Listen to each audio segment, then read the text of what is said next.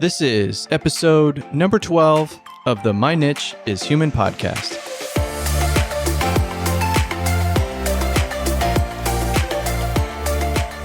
Welcome back to another episode, and if this is your first, thanks so much for joining. On today's episode, we're going to be talking to my good friend, Sukdev Benning.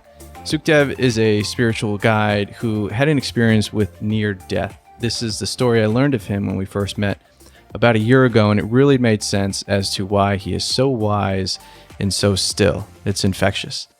On today's episode, we're going to be talking about the idea of victim mentality. We are all living through a tough time right now, but regardless of the times, it's not a new idea. So whether you feel like the world is against you, a spouse is against you, or you just can't seem to get things right because the world is against you, this is a really good conversation to listen to kind of separate yourself from those feelings, which are very real, but find ways or other feelings that you can have that are more supportive and empowering. So stick around.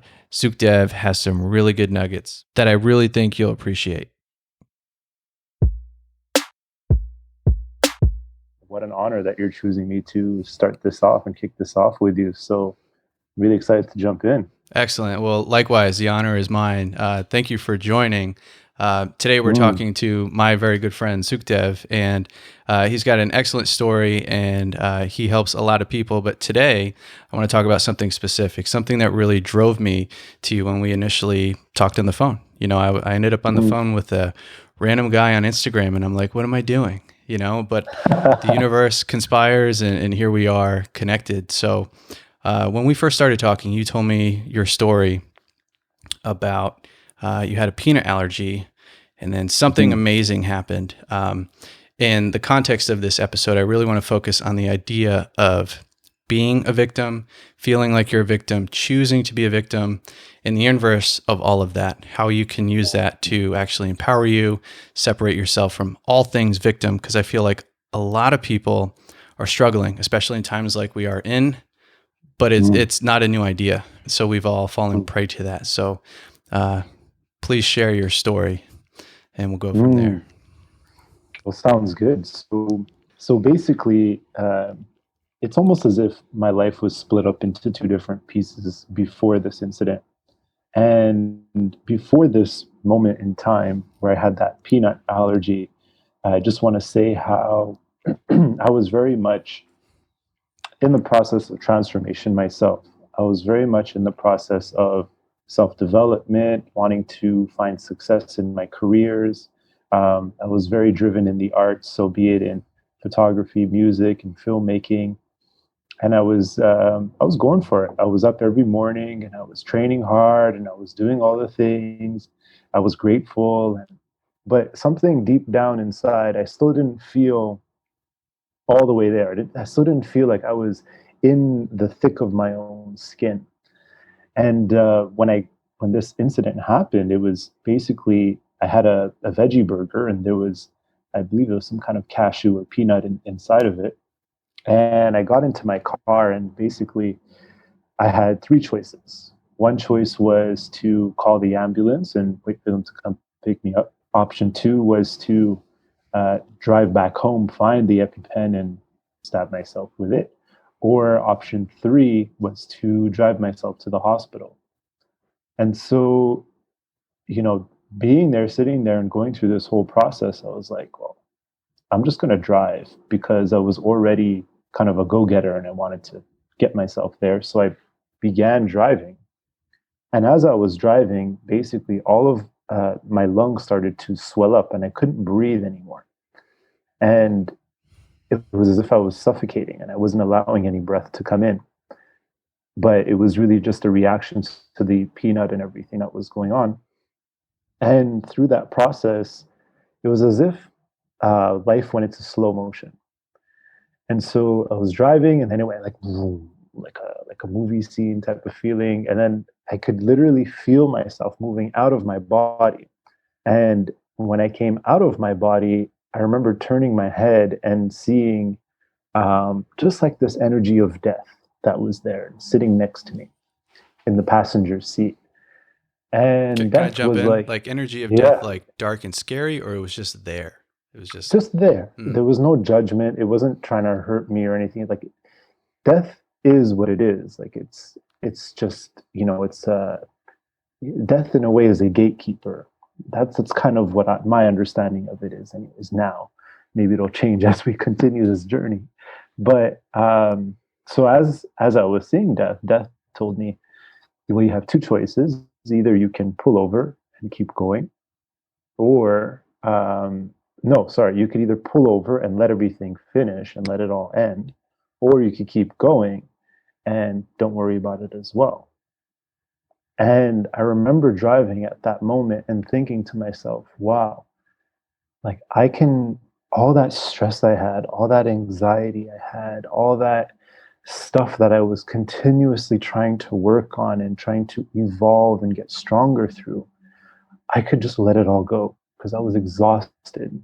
Although I was pushing and I had some really positive mindsets going, I was still deep down exhausted. And from a soul level, I felt done.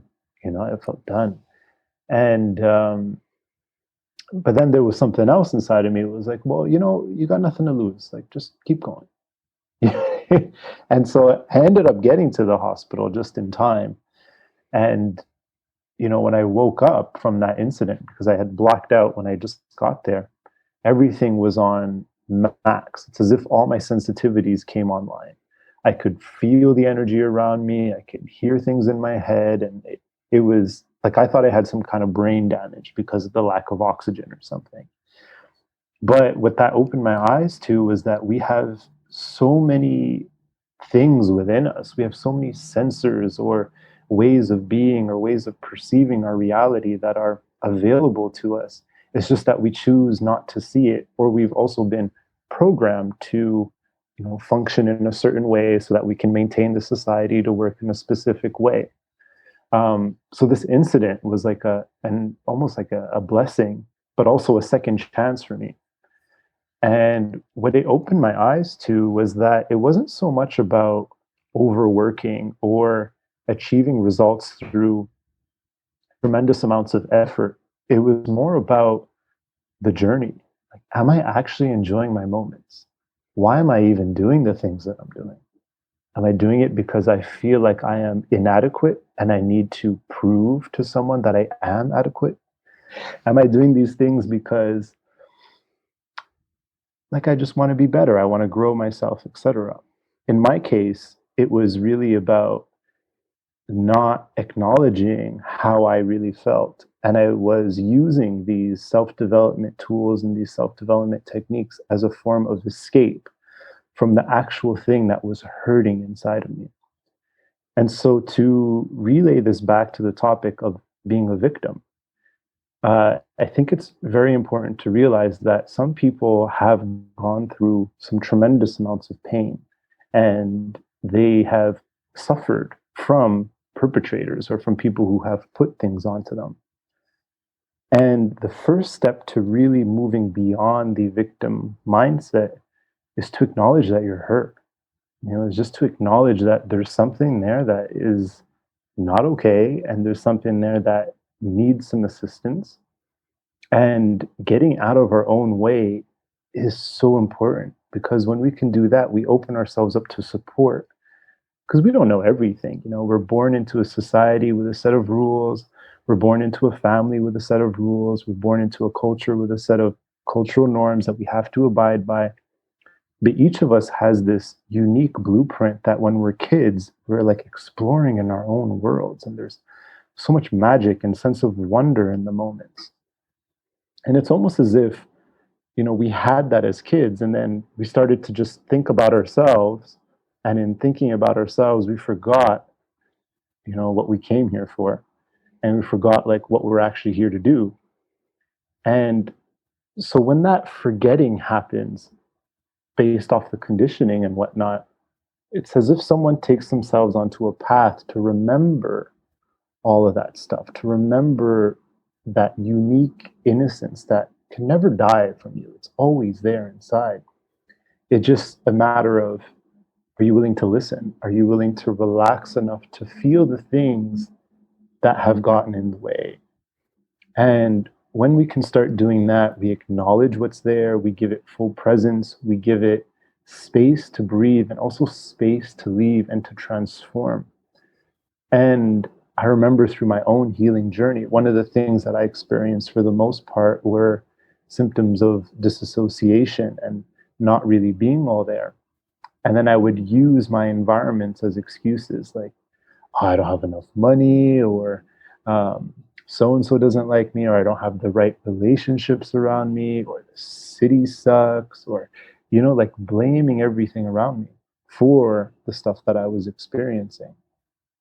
But only until I acknowledged just how much pain I was in, that's when everything started to come back online, and I really started to feel myself come back to my body, and like everything started to just click back online. So, and then from that space of having the acknowledgement, having the recognition of what is actually there, then the healing process begins, and that's when, like, healing has an interesting thing too, because when we think of the word healing, we think like it happens like that. You take an Advil and I'm healed, the thing's gone.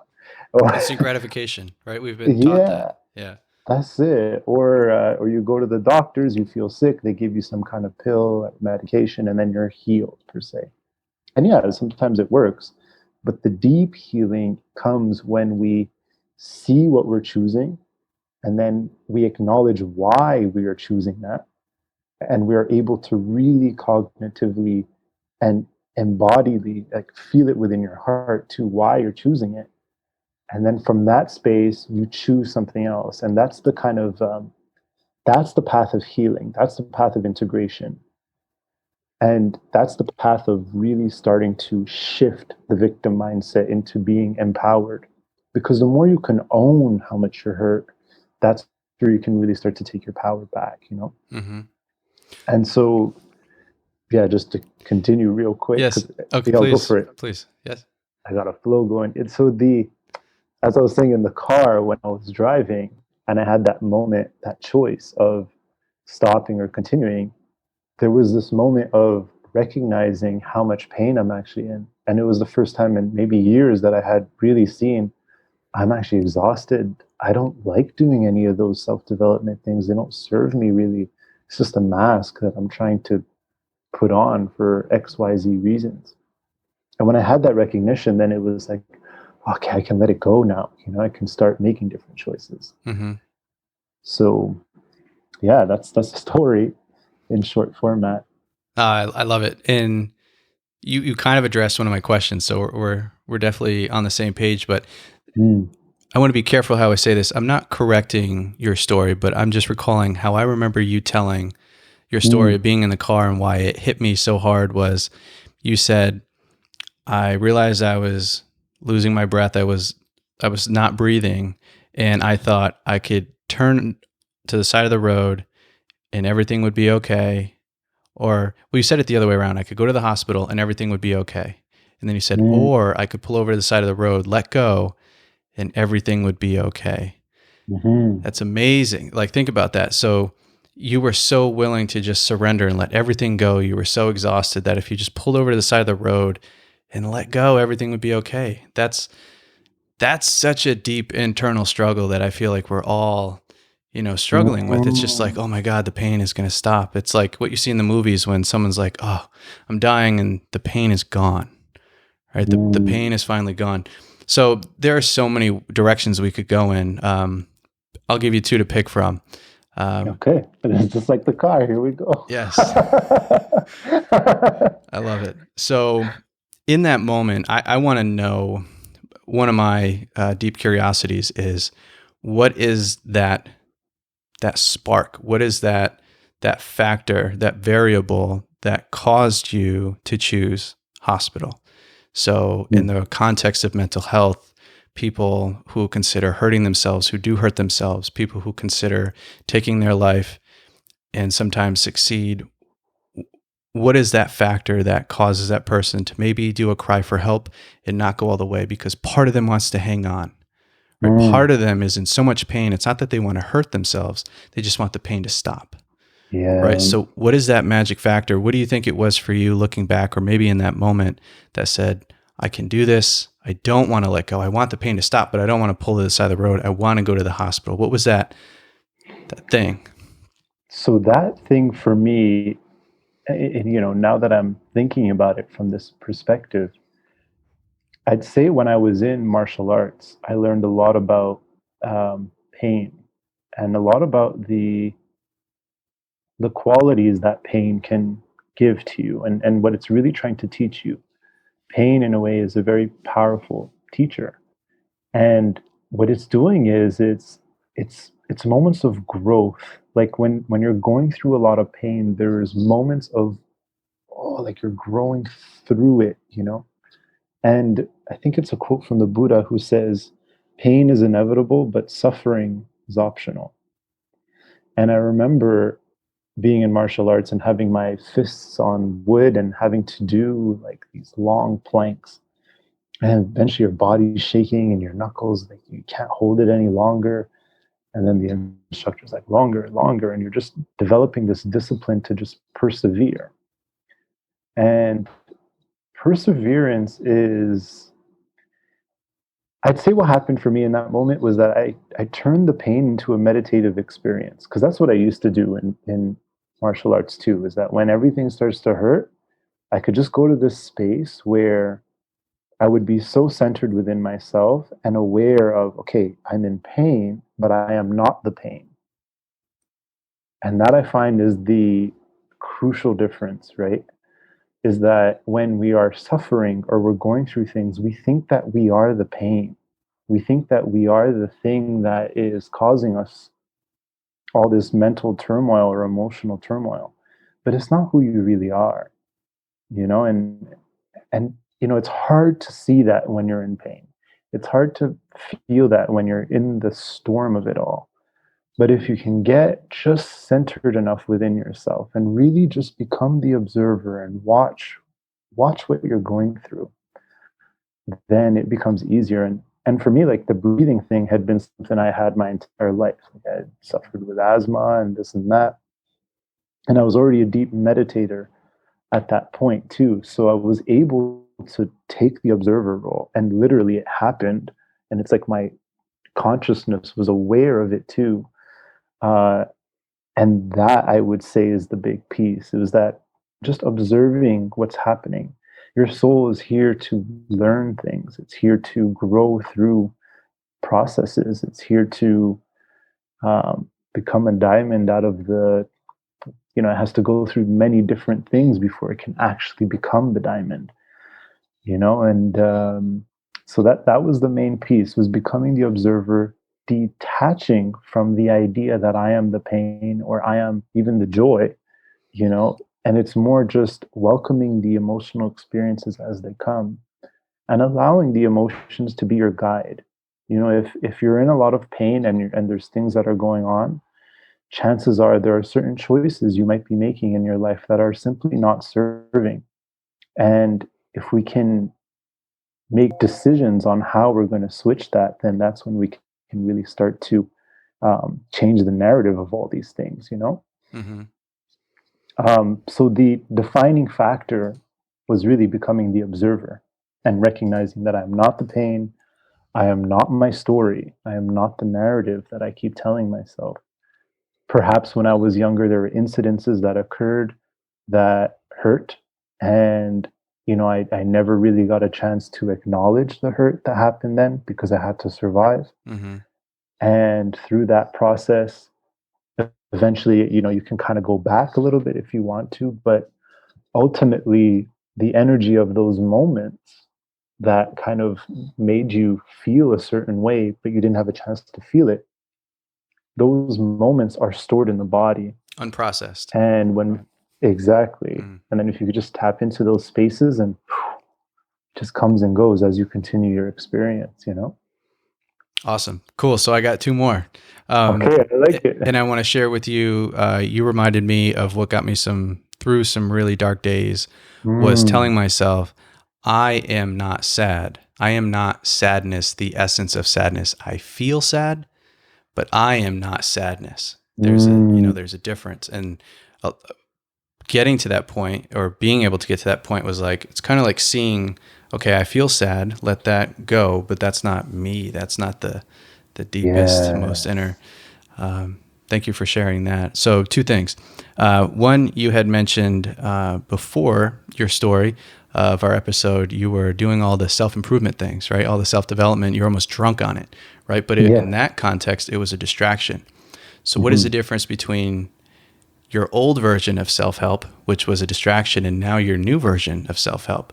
Because I will challenge you, I have seen someone use meditation as a distraction because they lived their life in meditation rather than actually enacting or living through what they were, 100%. Yeah. so that's the first one. Let's just go with that. I love that question because it's such a good one. And um, okay, so back then it was a distraction, but also there were things I got from that experience that I can take back with me that are always in there. Like my mind is very positive programmed now, or the discipline of wanting to wake up and get things done is in place now. I can do that as long as I'm not doing it from a space of lack. And that's the importance, is that if you feel like you are not good enough and then you need to do something to be good enough, then that's kind of the different, that's where it makes a big difference. But if you start moving from a space of, wow, like I'm whole, like I'm just whole, I have moments of sadness, I have moments of joy, I have moments of grief, I have moments of ecstasy, I have moments and moments, like it's moments stacked upon moments. Now what I do is I just check in with myself. I'm like, hey, how am I feeling? What's the pattern I'm in right now? Where am I going? What's my vision? What do I actually want to do? How do I want to live my moments? And that's where you can start using these more self-development techniques as forms of growth, as forms of, okay, this is where I'm at. I am good with where I am. Now I'm excited. Now I'm passionate. Now I'm inspired. I really want to do this because it lights me up. Kind of like when you're a kid and you're playing with action figures, or you're playing a video game, or playing with some friends in the park. You're just excited about life. You're just excited about your experiences. And that's pretty much where I've decided to take it now. Whereas before it was more of an unconscious, I have to do this because when I get there, then I'll feel that way. The thing, I think it's destination addiction or something, where Okay. you believe that you need to get to a certain point before you'll feel a certain way. Or Mark And Manson in Subtle Art called it living conditionally. If I do this, then ah, I'll be happy. If I do this, th- then I'll, yeah. there you go. Hmm. And that's exactly it. And now instead, it's more like I'm grateful for my life. And something that I've adopted that has really changed everything for me was that every morning I wake up, it's as if I have a brand new life available for me, blank canvas. And every night I go to sleep, it's as if I'm dying. I'm going to sleep. I'm ending the day. And I'm just full of gratitude for the morning I wake up. And I try to approach it with that approach as much as I possibly can. And even speaking to people, when I speak to people, it's as if I try to make a conscious effort to make it as though this is the last time I'm ever going to speak to them.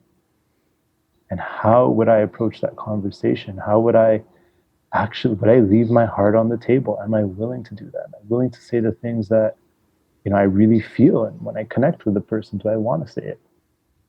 So those are kind of the places I'm working with. Uh, and to come back to what you said with meditation being a form of escape as well, I can totally relate to that because there's moments where, you're watching the movie, but you're not in it, you know? And that was a big one for me too, because there was a large, I'd say probably about a year or so in my life where I was really the observer. I was the one sitting in the seat and just watching everything, just kind of getting lost in other people's worlds and other people's ambitions and dreams and not really acknowledging my own.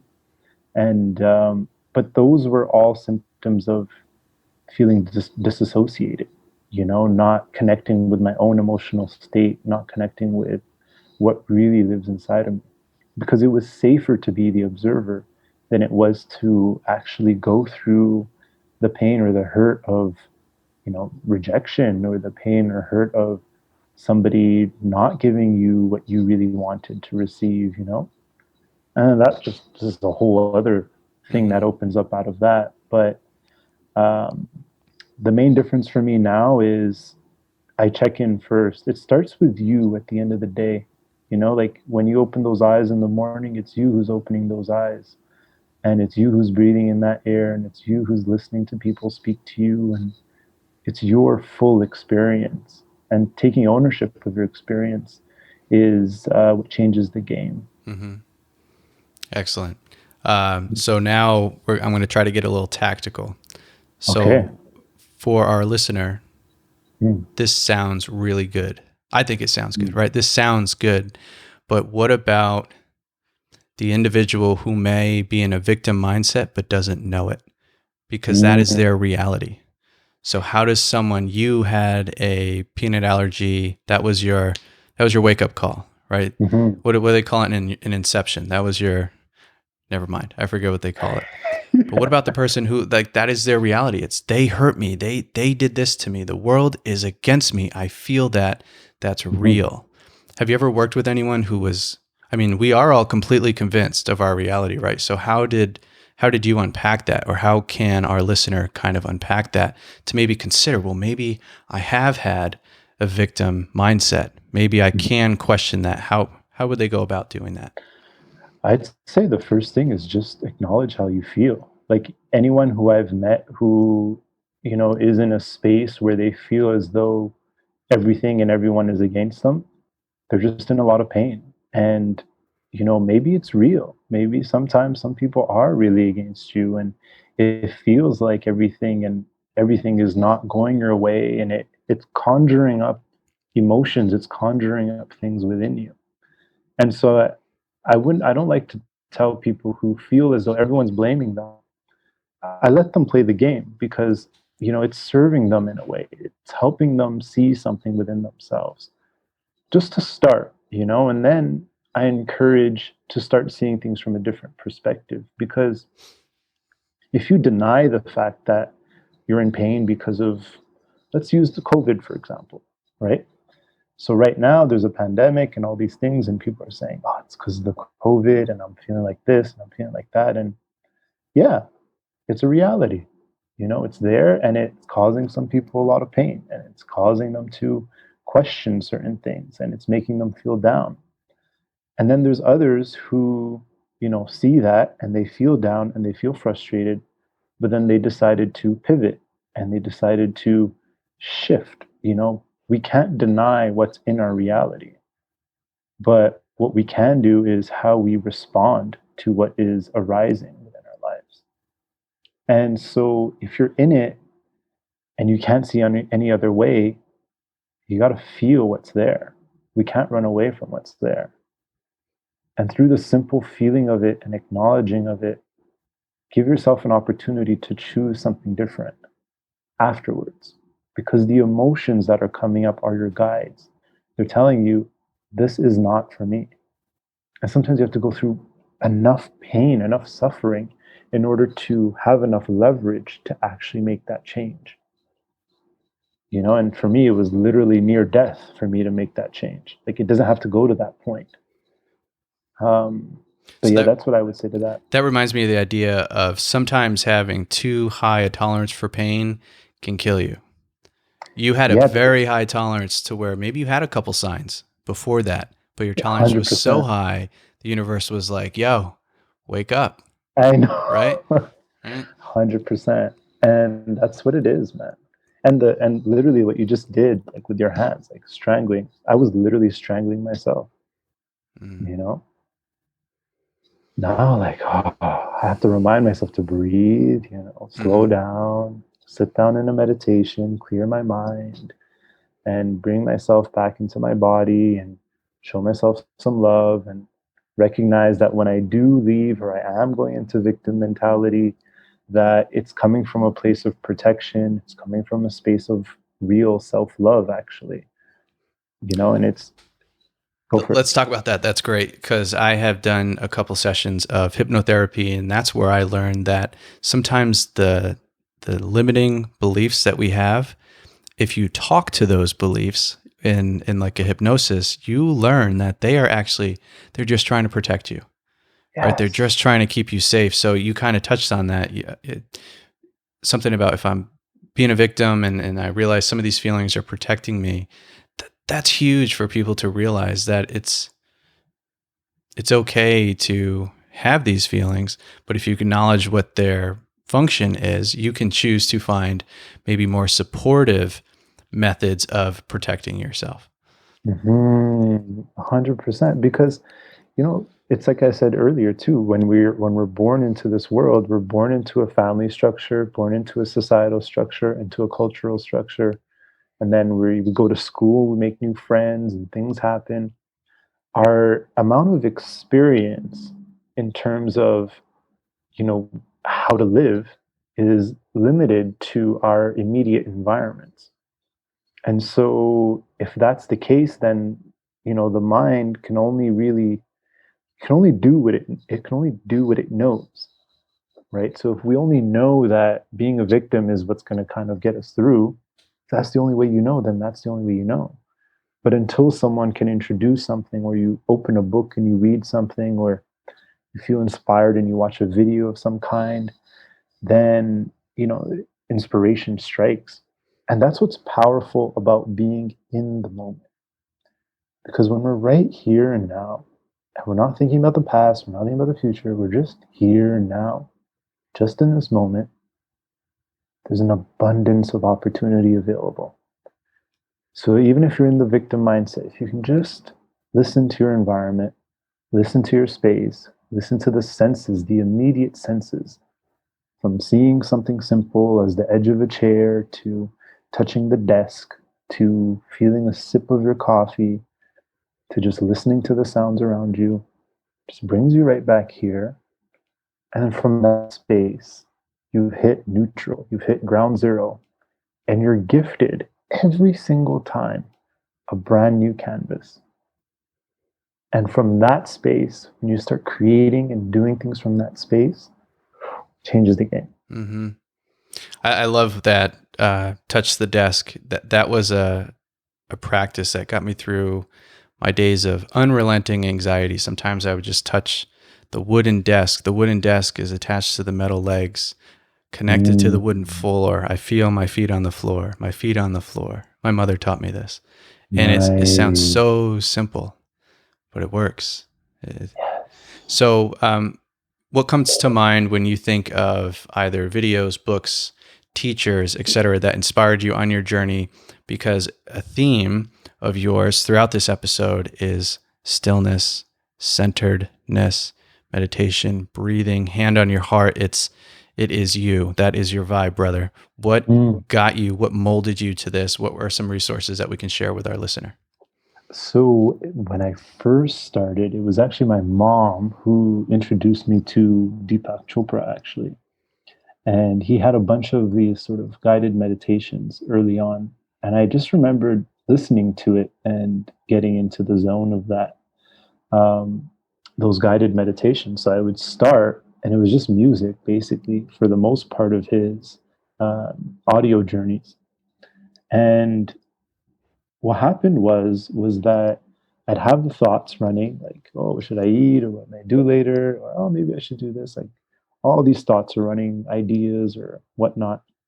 But then in between the thoughts, there's a space.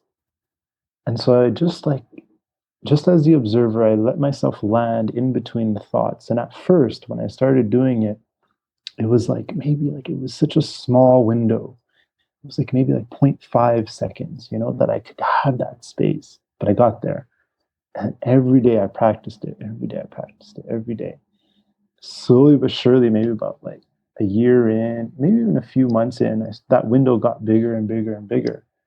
And now it's like, you know, It's almost like open air for me now, and I can just go there. I can just go into that space. So that's the practice, that's the discipline. But what I would say is more important is that, like, that's something that worked for me. And whenever individuals ask me, like, what could I read? What are some good resources for me to uh, go into that I can start to feel more at peace with myself? The first thing I say is, because my journey was a long one, and I'm saying you can save yourself some time if you can learn what you really need, and if I tell you to meditate 10 times every week, do 100 push-ups, it might not necessarily work for you, because each individual has their own unique story, their own unique background, and their own unique way of being. And I'd say the first thing is to really get in touch with that. Get in touch with what lights you up. Get in touch with, like, what you really want to do. What are you really passionate about? What are you really excited about? And once you start moving towards that, all of the kind of inner work stuff, all that just starts to come out on its own as you're going into the edges of what really lights you up. And through that process, you will discover things that you really deeply resonate with. It's just going to come to you, or people are going to say things and you're going to feel it right away. So I always prefer to, at least in my one-to-ones anyways, like, we really work on working that out. Like, what is it that really resonates most for you? And then we develop rituals and habits according to that person. And I found that to be the most effective way, rather than being like, okay, read Eckhart Tolle, read this, because for some people, being in the present moment, it's not like, they won't necessarily have the full understanding of what that is, because they're so used to being on the go, being creative, having multiple different realities occurring in their minds at one time. And I think it's important to accept all of you, to accept all of those parts of you. And through that, you're creating more liberation and space for you to live. Because ultimately, we're here to live, we're here to experience our lives. So thank you for all that, because it's almost the answer no one wants to hear, but it's the answer everyone needs to hear. It's the Yes. long game. You would almost be doing someone a disservice by saying, here, read this book, because in their mind, they're like, thanks for the Advil, back to your earlier comment. Thanks for the book, 100%. you have healed me, and it'll do their journey a disservice. It's almost, they have to start from within, and they will naturally gravitate towards whatever the universe presents to them. And if it's a match, they'll keep going, kind of thing. That's it, exactly. And because I did it the other way, I did it. Okay, I read this blog, 5 tips on how to reduce anxiety. Okay, I'm going to do those 5 things, or I had, like, how to cure depression and do this, do that. And some of them work, they do. But, like, we're such unique beings, each of us, and we have such amazing and incredible inner worlds that nobody even really gets to see or know. It's like the one person who's with you your entire life is you. So you might as well listen to yourself. Like, I think even for me, like, the work I do, it's not about telling people what to do. It's not about training them to be like this or to be like that. It's more opening the window so that they can really see themselves within themselves. And there's so much available to you just within. And sometimes when we're in it, we don't see it right away. And that's where a little bit of guidance, or someone holding space for you, can really help that situation evolve. Um, but yeah, man, it's really about the long-term game, though, because putting the bandage over things or just putting it under the rug, it's going to come back. Mm-hmm. Might as well get working towards the stuff that really does light you up, and just pull the whole carpet out, see what's there, Mm-hmm. and decide if you want to keep it or not. Mm-hmm. And if I may add to that, another Yeah. piece is learning the difference between the voices in your head. Is it the Mm. voice of ego, or is it the voice? I always say it's ego versus spirit. And I Mhm. am currently learning to trust the spirit voice, the one that is, it's funny, I have the words in my head will always say, but what if you just trusted me? What if you just took a cold shower? What if you just did the thing because it felt good, not because it's what you should or should not be doing. That is Mm. something I've had zero confidence in. So I want to connect that back together for our listener, and back to my Sure. comment about the victim mindset is their reality. It is their reality. It is real, right? It's Mhm. not real, but it's not ideal. So it's learning to trust the voice of everyone's against me, she's after me, he's after me, versus you are okay, you're seeing this the way you are, but now it's time to take care of yourself. It's the kind of, Yes, 100%, you know, and I find that, and you nailed it on the head with that, like you are okay, you're seeing this in a certain way. And it's really like realizing that you are the center of your reality. You really are that. You are the driver of your own reality in a lot of different ways. And in some ways, no, too. You know, there's a bunch of things we don't know yet. Yeah. But I believe that being able to really know and recognize the voices in the head and also just see them for what they are and recognize like wow like and I find something powerful is that when people have a lot of, let's say, negative self-talk, um, I always ask them like, would you talk to your best friend that way, you know, or would you talk to your lover that way, or would you speak to an outsider that way, you know, and instantly they get quiet. It's like, yeah, exactly. So speaking to yourself in that way was like serving you in some way, you know, and then they're like speaking to putting yourself down and like not letting yourself go for what lights you up can become a comfort zone. You know, it can become a space that nourishes a person in a way. It feeds them in a way. And so you can't really pull them out of that. They have to recognize that it is doing something for them in it's some way, fuel. shape, or form. It's fuel. Yeah. So something I've learned, as I'm sure you have too, through the different phases, you have to literally change what kind of fuel you run off. Right. So the Ooh, beginning that's of my good. entrepreneurial journey, it was ego. That's a Mm, high octane, right? But once you kind of come to terms with your ego, I was literally like, yo, what do? I have no fire, because I came to terms with that I was mm, ego driven, but now like what feeds me? And it's very challenging to find what feeds you is joy. What feeds you is mm. self-fulfillment and all these other things. Oh, yeah, man, you nailed that. That's beautiful. I feel that. And Like, that's the thing with spirit, you know, when you say it has that tone to it, has that texture to it. It's grace, you know, grace embodied. Grace is like it's non-judgmental.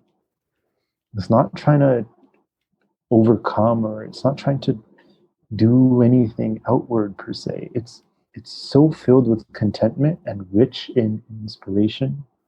And it just has an ease to it. I You love nailed that. it with that. Yeah. So I'm so glad you came here. I'm so glad we reconnected. We're going to start to close out.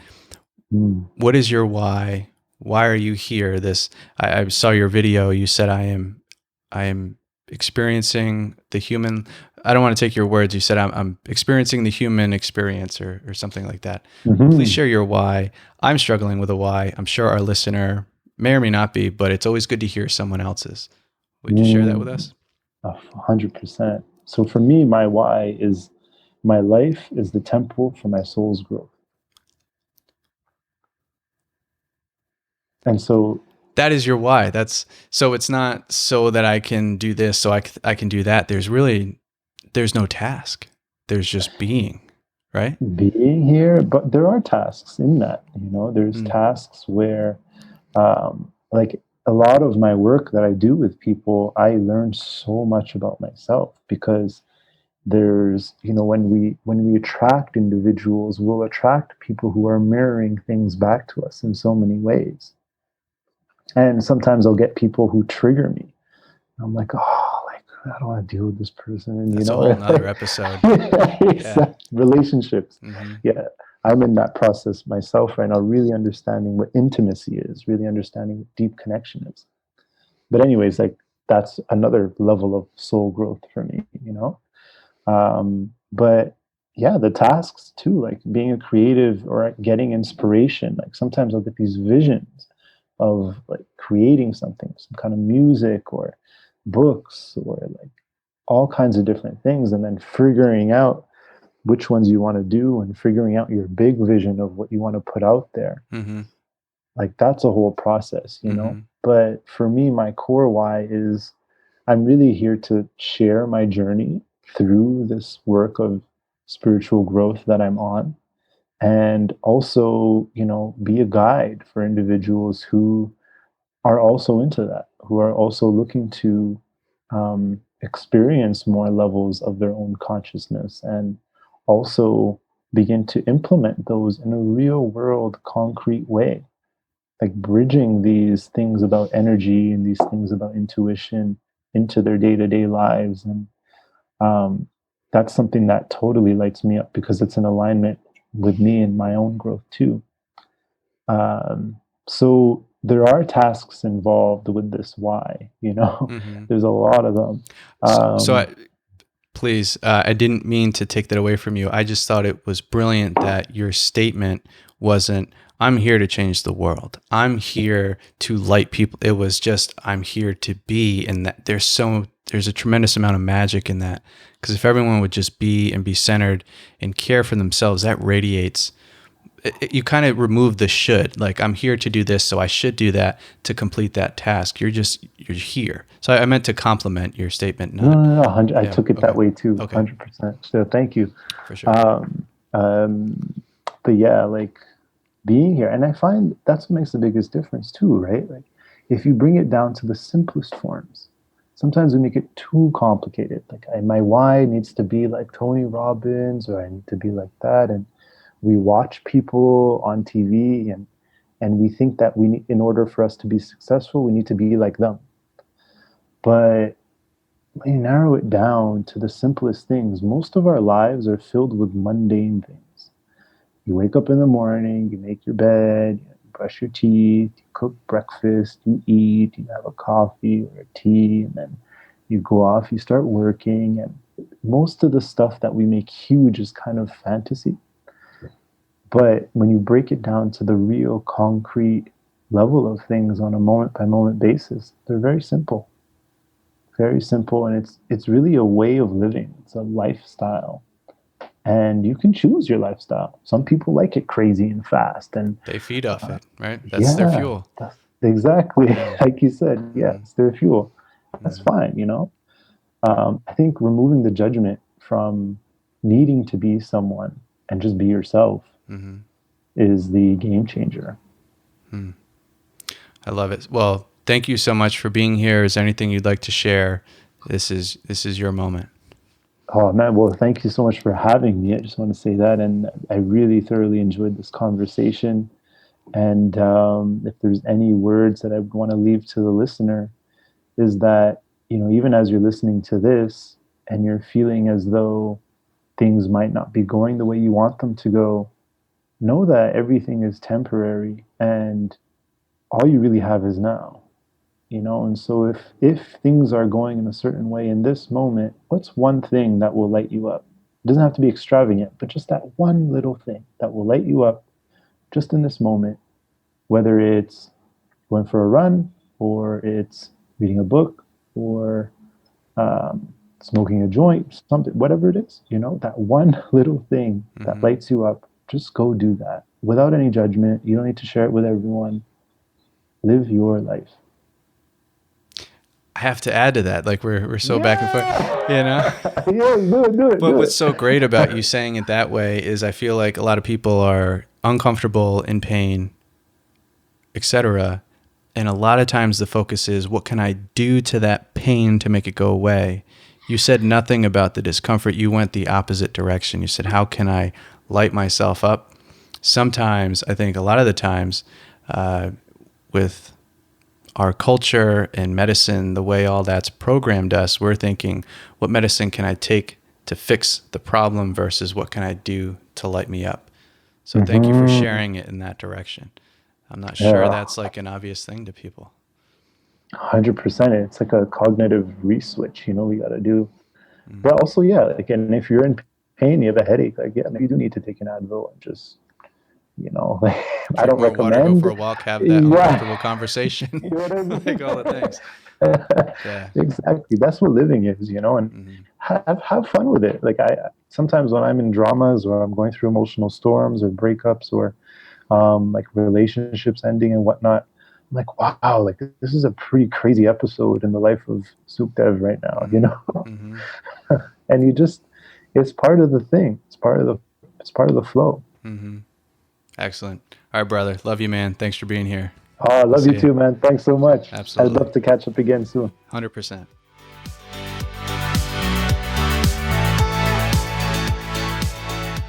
Oh man, what a privilege to sit with you, Sukdev. Thank you so much for taking the time. So many nuggets. So many nuggets. If you're interested in reaching out to Sukdev, please consider working with him or learning from him. I'm going to leave all of his contact information and resources below in the show notes. So until next time, talk to you soon. Take care.